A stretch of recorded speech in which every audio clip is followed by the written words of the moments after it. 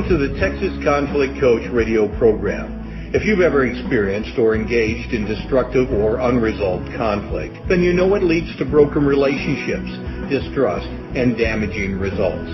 Our program will help you manage and resolve conflict effectively with strategies, valuable resources, and support. Since 2009, our radio program hosted guest experts from around the globe sharing their perspectives, experiences, and expertise while giving you food for thought. If you can't listen live, then download and listen to any of our 300-plus podcasts in our library at texasconflictcoach.com. So sit back, relax, or join the conversation every Tuesday evening, or tweet us at TXConflictCoach.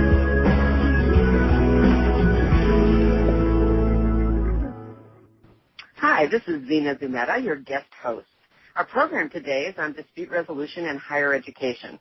Bill Warters, an expert on conflict resolution in higher education, will discuss the Wayne State University Master of Arts in Dispute Resolution program based in the Department of Communication at Wayne State University in Detroit. He'll review the dispute resolution in higher education generally and explore some current trends in the field.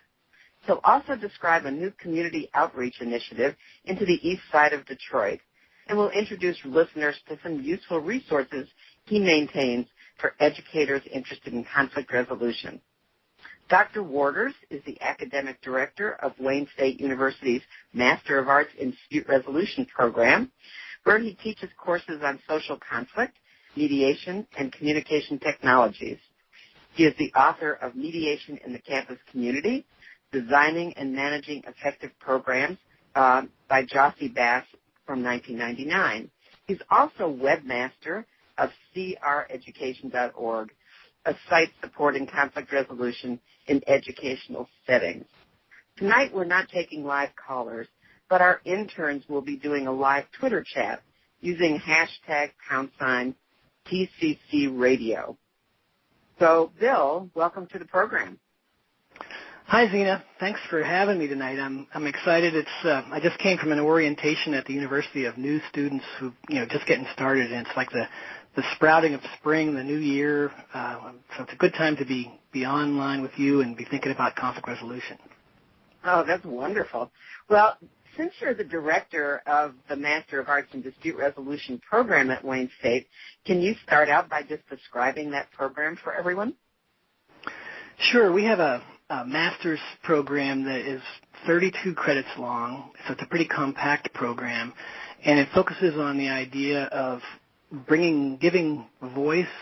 Our idea when the program was started almost 20 years ago was that conflicts are often a place where people who've been suppressed or haven't had a voice or need to have a say in a problem can have a voice, where a good conflict resolution person can bring all of the parties who are affected by something into the discussion. And so we built from there. We also had this idea that diversity was really important in the field, and so we have a big focus on culture and difference and human differences and how that directs us in conflicts. So the program has it has a number of different elements. There's a series that you go through where first you take a negotiation skills course, so you learn how to be a party in the conflict. So you're a person who's got a stake in the game, so to speak. And then we shift to a course where it's called Neutral Intervention Theory and Practice, where you become a helper who's trying to help other parties who are negotiating or conflicting with each other to solve their problems. So you kind of shift into the third-party role.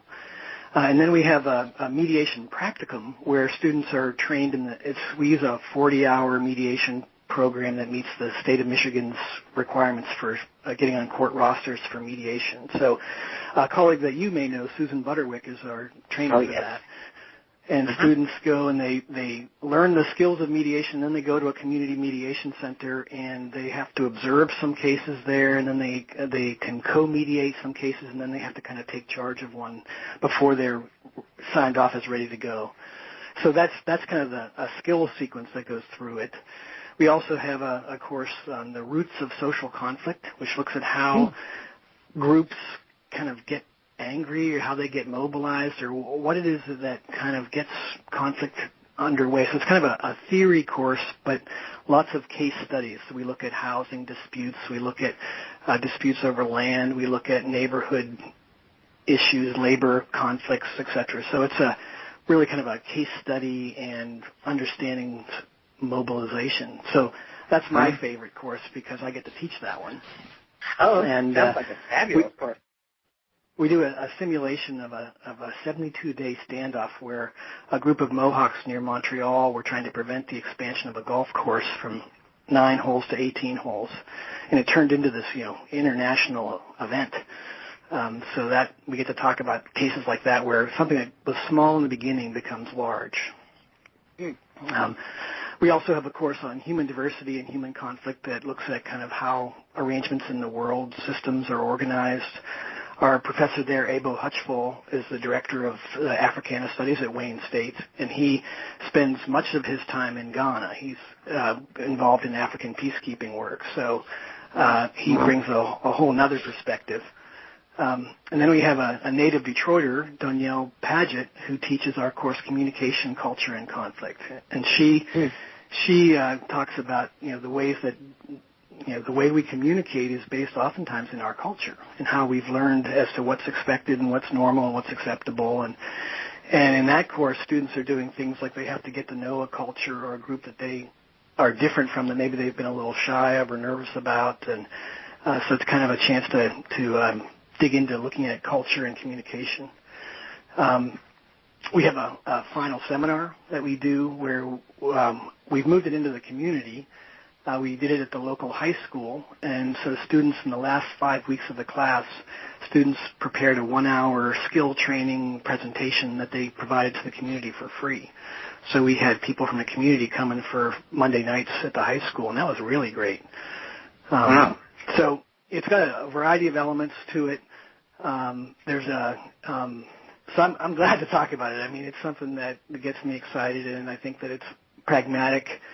I'd say we're more on the side of pragmatism and skill building than we are on kind of theory, and not a lot of our students go on to a Ph.D. Most of them are working in professions, in human resources or education or different areas. So they're like looking to do the work. Maybe they become a staff member at a community mediation center or something like that. Mm-hmm. Boy, what an exciting program, though. I mean, it's so broad, and you have such interesting components to it. I'm ready to sign up. It's wonderful. Well, that's good news. I mean, there's also a peace and conflict course that looks at kind of the international dimension of things, and we have that's being taught by Fred Pearson. We have 2 professors. Fred Pearson is a specialist in he's a political scientist, and he's been studying things like the data behind conflict, like looking at small arms traffic and, the weapons sales. It's almost like you can tell, like the weather, when you predict the weather, there's a storm brewing somewhere, you can also kind of predict conflict based on certain indicators. So he's good. Wow. And then our other instructor that teaches that course, Nala Hamdan, she's Lebanese, and she's an expert on what's the Middle East and things going on there. Wow. So, the world is I guess conflict is kind of a growth industry. There's always a new thing to study. Well, now can we go on to talk about actually conflict and conflict resolution in higher education? I know that you've been doing a lot in that area in addition to teaching. Yeah, that's really been my first love. I way back when I did my undergraduate at Santa Cruz, University of California, and there was a project in the Bay Area called Community Boards, which was a form of mediation that tried to draw lots of volunteers from the neighborhood and train them in skills. And so I got trained as a community boards mediator and then as a trainer, and my first project was to develop a service in family student housing at the Santa Cruz campus. So there was apartments where families lived, and there were conflicts, so there were, small things like your kid always comes to my house for snack and you never reciprocate, or to big things, and after I got that going, when I went to graduate school at Syracuse University, we started a campus-based mediation center that served the whole university, and that I was the director of that for 3 years, and it was really fascinating to see the kinds of things that that universities, they're kind of unique environments because they're not like a corporation where there's a clear hierarchy. They're not profit-driven. So they're really kind of a special place.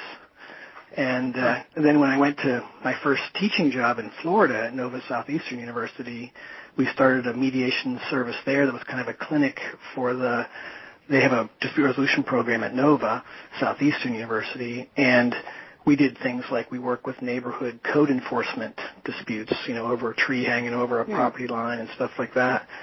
And so, higher ed was the base for these, but they were serving a variety of different needs. So when you talk about conflict in higher education, what kinds of conflicts are you thinking of? Well, I've noticed that there's a variety of categories. There's a whole area that would be student-related conflicts. So you have a student who there's maybe a code of conduct at the university that requires students to not do certain things. Don't throw a couch out the window, So when students break those, there needs to be some kind of response from the university. So they often have Office of Student Conduct Administration, perhaps, and many of these programs have now, they understand that conflict is a real learning moment. People maybe did something and they weren't paying attention to the impact it had on others, or maybe they did something that was peer pressure driven and they're realizing that they have to be their own person and not be quite so peer driven.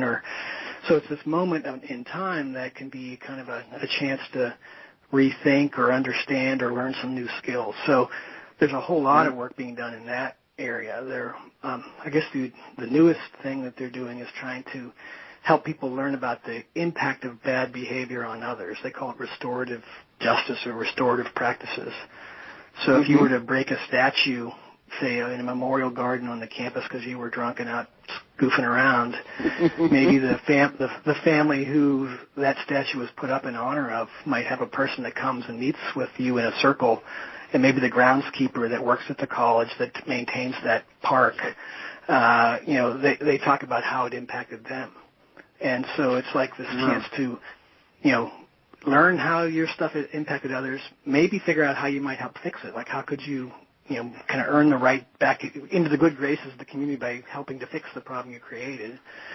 And so they call it restorative practices, I guess, because rather than excluding somebody, sending them to jail or suspension or something like that, they say, learn from it, make it right, and then come on back into the community, and we'll welcome you back. It's really beautiful, and especially because students are often very self-involved. It seems like a nice thing to do to involve them in the community. Well, there's been some research, like this was a while ago now, where they looked at residence halls where students live together in dormitories. And oftentimes your roommate is somebody that's got different approaches to things than you're used to.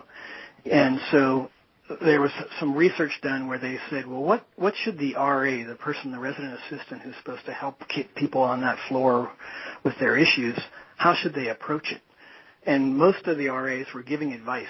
They were saying things like, what you should do is do this or do that, or they were telling them the roommates to work it out on your own because you're big people now. And neither of those was very successful. So then they found that if they served in a mediator role and they create a safety, like a sense of safety, but they also asked some hard questions to have people dig a little deeper past their comfort zone, people were really learning, and the students were, it was developmentally a smart thing to help people move away from that self-indulgence you talked about and start to kind of understand the perspective of somebody else. So it turns out to be a little help by a third party can make a difference. Wow. Well, I know that there are other things that you're involved in also that I want to talk about, but let me remind everyone that you are listening to the Texas Conflict Coach Blog Talk Radio program, and we're talking with Professor Bill Warters about dispute resolution in higher education. So, Bill, I understand that your program has an outreach component into the community. Can you talk about that? Well, I'd love to talk about that. I live on the east side of Detroit in a community called Harper Woods, which is just people who know the Detroit area. There's 8 Mile, And so we're below 8 miles. So we're in the kind of the Wayne County, and so we're on the east side of Detroit. And we started a project called escrow, the East Side Conflict Resolution Outreach Project. So we're trying to build our escrow in the area. And we've done a variety of things. We're planning for October 4th an event called Unity in the Community Resource Fair, where we're inviting a variety of people in the community. We've got a couple of candidates that are running for judge. They're going to be there. We're going to have resource people on, home repairs. But we're also going to have what we're calling speed learning sessions on conflict resolution. So we're doing this kind of like speed dating. So we'll have like 6 choices, and then you'll pick one, and you'll have a 20-minute workshop, and then you'll have to go to another one. So you'll get to maybe pick 3 out of the 6 that are available. And so we're looking forward to that. Are there 6? Well, there's one, for instance, that we're developing on talking with somebody who's angry. What are some tips around that?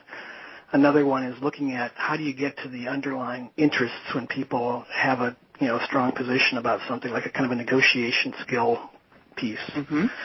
And there's a variety of others. There's one on renters' rights. Yeah, so it's in development. We still have a few weeks before October 4th to get it all together, but our program has a lot of alumni that are doing really interesting things.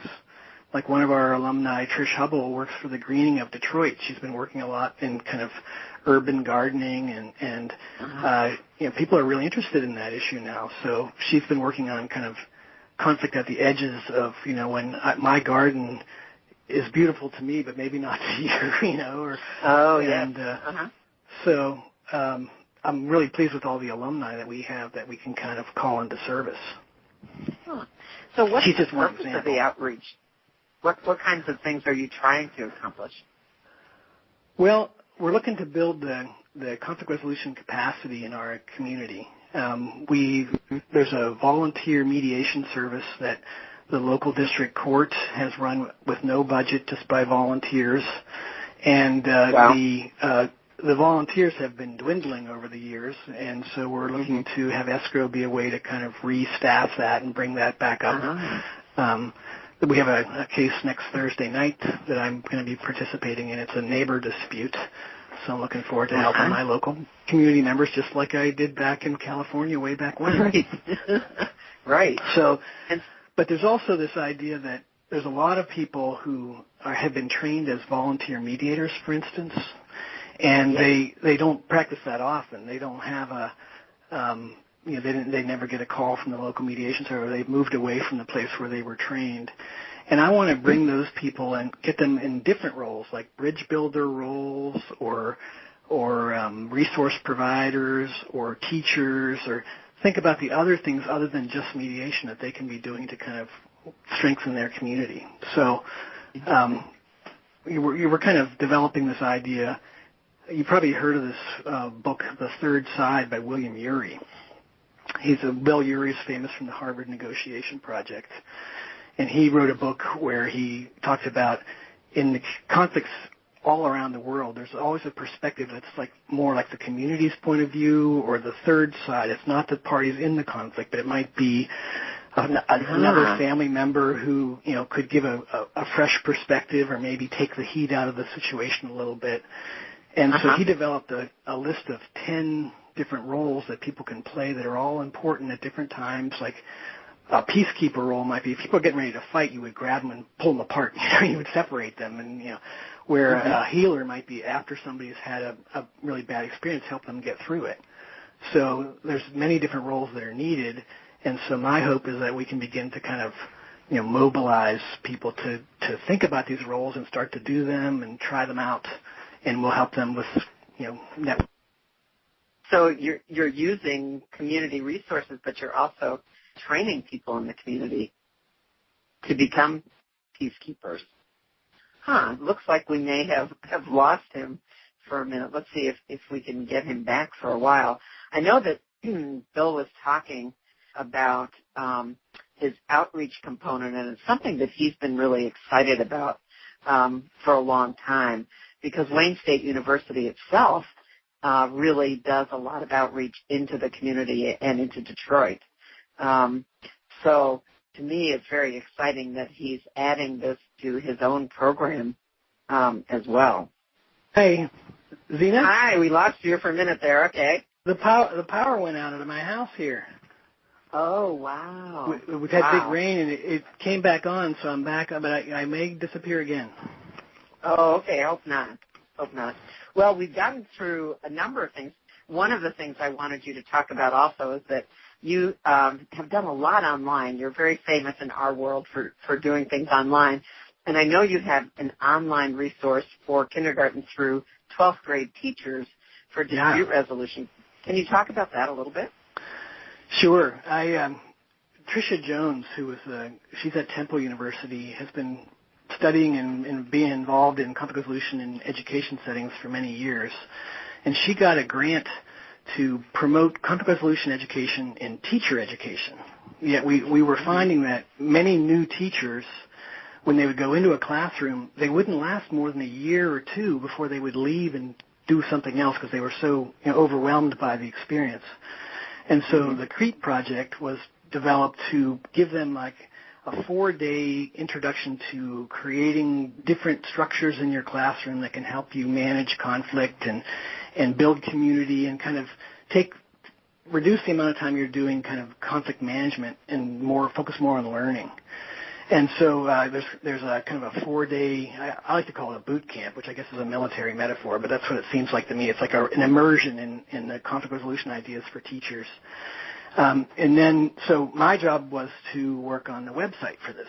So they brought a group together, and this is people from all parts of the education world, principals, teachers, parents, trainers that do this work, and they said, what would be our ideal website? And they listed all these things that they wanted, and then I got the job to make it. So I was like, okay. And it was a long bill of particulars, but we built a site, CR Education, so it stands for Conflict Resolution Education.org. It's not for commercial use. It's a nonprofit. And it's just been building and building over the years. Like some of the things that are there that I'm proud of, there's a really nicely curated video collection of things that are available on YouTube. Or so if you wanted to learn about peer mediation, or if you wanted to learn about dialogue sessions in schools, you wanted to learn about restorative justice work in schools, you could find some short videos that are going to introduce you to that. We've also had a series of conferences that were organized. They were in Ohio at Cuyahoga Community College for years. They just moved to Washington, D.C., to George Mason University for the conference this last year.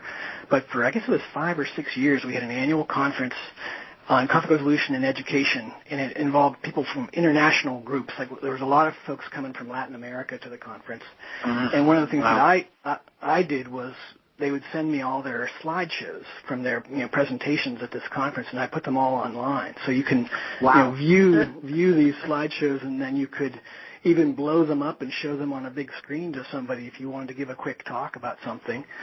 So there's all of that, and then there's a catalog where I think I would have liked to have been a librarian if I had another career path. Because sharing resources is so satisfying. You find a really good one, and then you make it available. So I have more than 600 full text, like PDFs mainly. There are things like curriculums on theater, education, and conflict, or anger management, or peer mediation training manuals, or things like that. And so when you go to the website, you'll see different doors. The idea is like that maybe there's doors at the front of a school, and there's a researcher door, there's an administrator door, and there's a teacher and trainer door. If you go in the teacher and trainer door, you can find lots of stuff.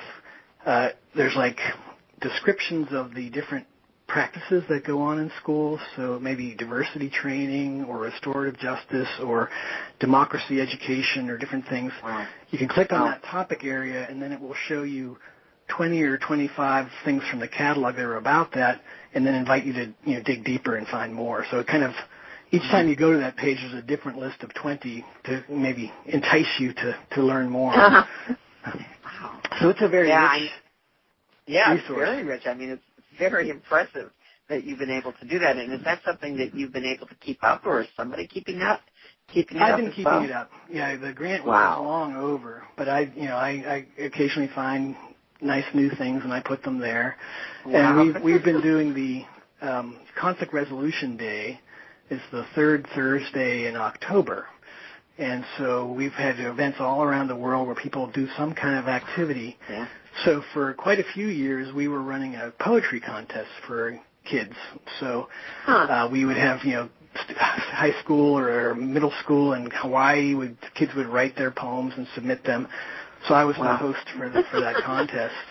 This year we're still thinking we might get to it, but our committee hasn't gotten off the ground just yet, so we may not make it this year. We're going to have to move fast if we're going to get another, contest going.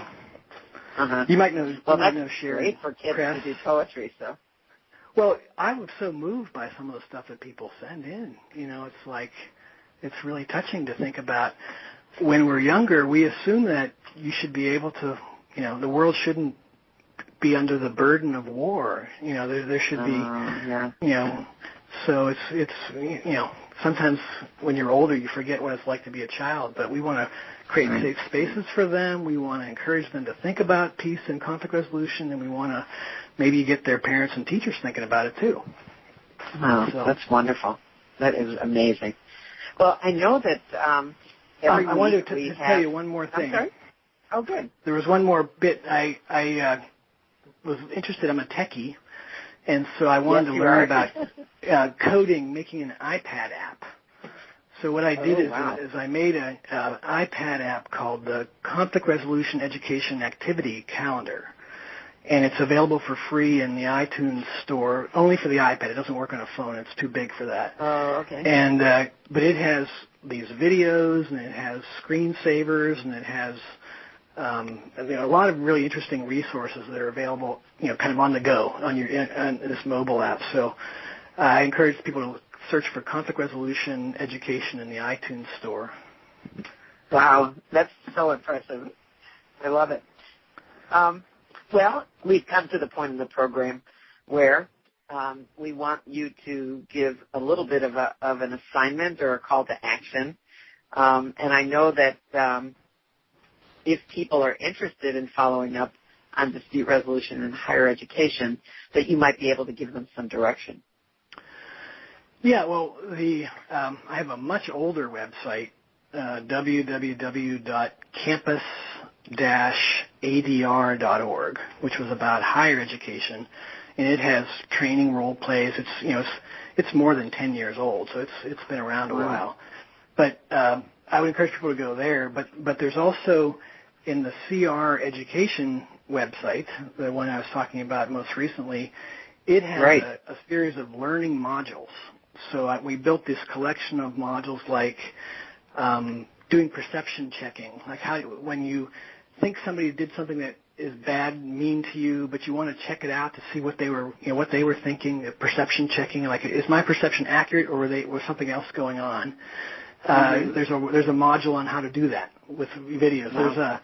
There's a module on three-way conversations where, say, a student is being supervised to be a student teacher. How might you conduct a constructive conversation about what you were learning? Kind of a debriefing. There's a module about that. There's a module about starting a conflict resolution program in your school. So there's 13 of them there that are designed to be interactive learning modules that you can do yourself, or you can download them and use them in maybe your class website or something. So I would encourage people to go there and browse through those and maybe see if there's one that catches their eye. Yeah, that's there's one on wonderful. Anger management, variety.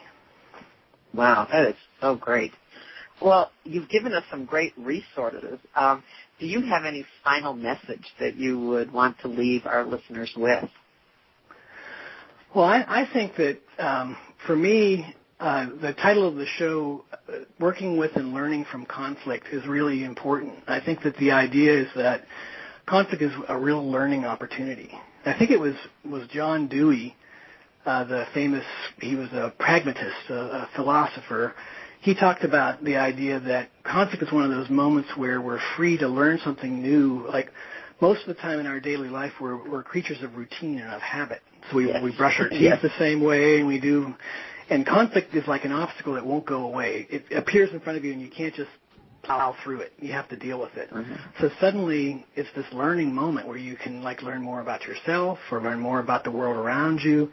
And so I would hope that people would think about conflict as kind of a rich moment in time where they can learn and they can perhaps grow. And if it's painful, maybe they can think about ways to reduce the cost or pain in the future. That's beautiful. Yeah, and I think it's true. I think that we as humans we're interested in conflict. It's like a good story. When you're in it, sometimes it feels hard, but it's a lot that we can learn. Oh, that's great. Well, thank you so much, Bill.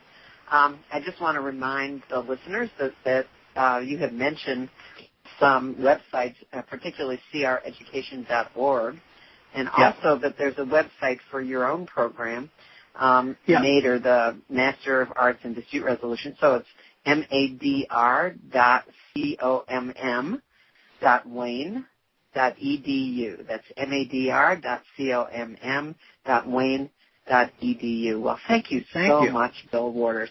Really appreciate it. And good night, everyone. Thank you for listening to the Texas Conflict Coach. We hope you've enjoyed the program.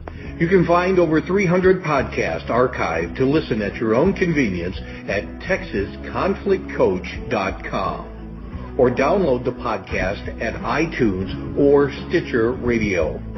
To learn about upcoming radio programs and resources, sign up for our monthly e-newsletter.